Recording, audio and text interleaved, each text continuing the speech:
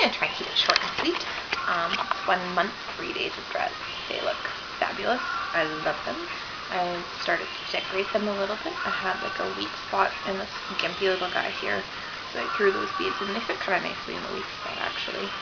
I'd also been making my own dreads, my own dread beads.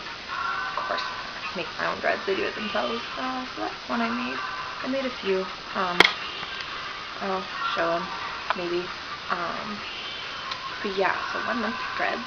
I'm in a really good mood actually because I have been having a really good couple of days.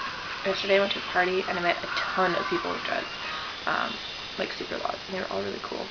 And I got some awesome compliments on my dreads, which is really nice because like these are people that have had dreads for like 3 years and I'm like, your dreads look awesome. That's really cool. That is really, really cool. There was one girl, we started talking and she was just the cutest thing, and she was like, you're so cool, and blah, blah, blah. I walked into this party and there's so many people with dreads, and yours were the ones that I saw, and I was like, those dreads are awesome. And that just feels good when someone says that to you. It feels really nice. Yeah, not that I'm doing it for anybody else, but just, when people compliment you on your hair, especially when it's becoming its own like spiritual entity, it's cool. Yeah, so it's really cool, and like I met some people last night that I've been meaning to meet for a long time, so it's kind of cool. Tonight we had our Dead City Battle of the Bands Blitz. This is my press pass. I finally got one today because they were finally printed. That was also really cool, getting my press pass. But I got to MC tonight. That was really neat. We're trying to get me used to being in front of people and kind of get me out of my shell a little bit because I'm pretty shy.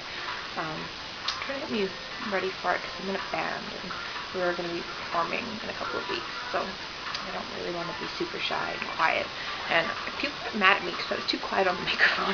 I'm like, I'm sorry guys, and so they turned me up and that I was very loud. This is what usually happens if I'm too quiet and I'm speaking through or playing my beats on an electrical outlet that can be turned up by somebody else. It was really cool. We had some amazing bands. We had What Grace, Slate Beauty, McCeed, Our Sound Machine, and Noisy Colors. They're all really fabulous Edmonton bands.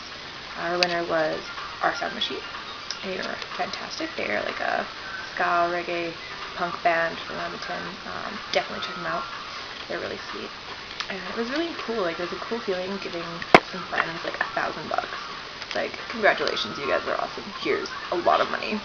But it also kind of opened my eyes to the competitive side of music, which is not something that should be part of music. And I was kind of talking with a friend about it after the fact, about how music isn't about like competition, it's about making art. And it kind of sucked because I love Our Sound Machine, but I'm good friends with McCeed and they're amazing, and I really wanted them to win. And they didn't, and it feels really shitty when you're like, you guys are totally gonna win, and then you do, give them $1,000. And I was friends with 4 out of 5 of the bands I was playing, so it's like, oh, I wish I had $1,000 for all of you, because you're totally worth $1,000 in my eyes. But there'll be more. It'll be next year, and the year after that, and there'll be more battles, just more than annually anyways. But yeah, Dead City Press is a really sweet thing. I'm really glad to be involved. It's really, really rad, and it's a lot of really good people working together and trying to promote local and underground things and bringing the community together. It's really a beautiful thing, and I'm glad for it, like super glad for it. A little bit more on the topic of dreads, since it is a dread update.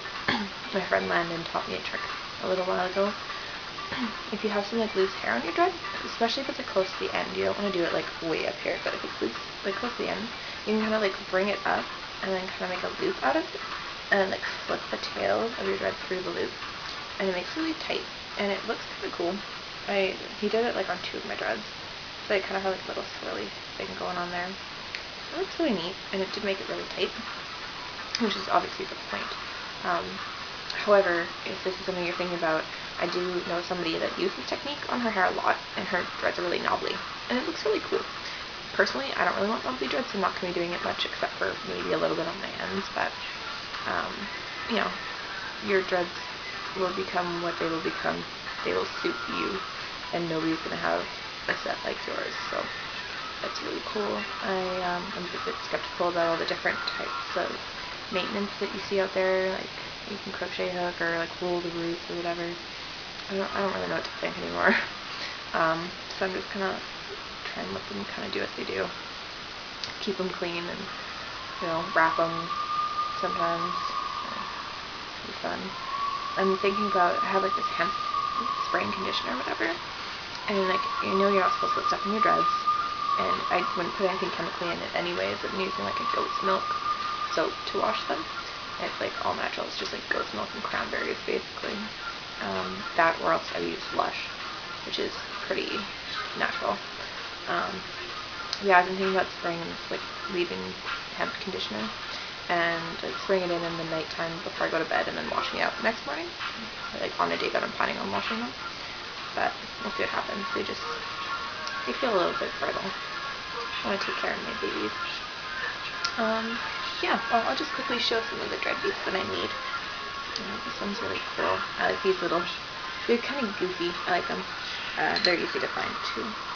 This one, I have these teeny tiny little beads, like they're so small that they don't have holes. And I thought I would be able to kind of roll them into them because I had a couple of beads, I don't know what happened to them, but I used slightly bigger beads and like rolled them in. It's not easy to get them to stick, but these ones are even worse. They will not stick at all, so I kind of just rolled them into the dough and then rolled the dough into the bead.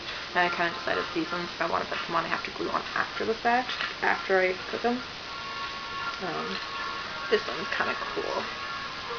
These are, you know, they look really cool, and you know, I'd like to sell them for a couple of bucks, but I don't want to, you know, ask for an arm and a leg for them. I want to be able to give people, you know, something cool for their hair for cheap.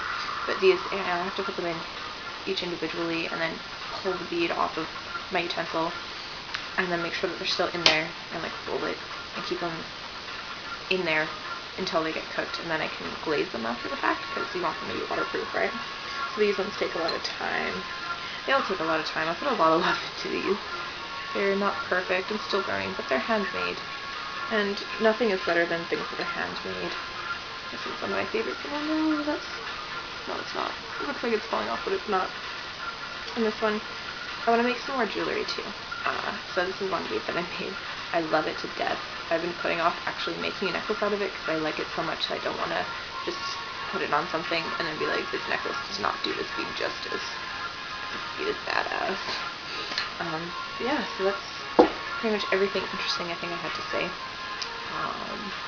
Also, shout out to Skylar, because you're fabulous and you're gorgeous, and now you owe me one. So next video you put out, you better fucking shout out to me, or I will hunt you down or something. I don't know. I haven't decided, but I'll be very sad. And that's about it, I guess.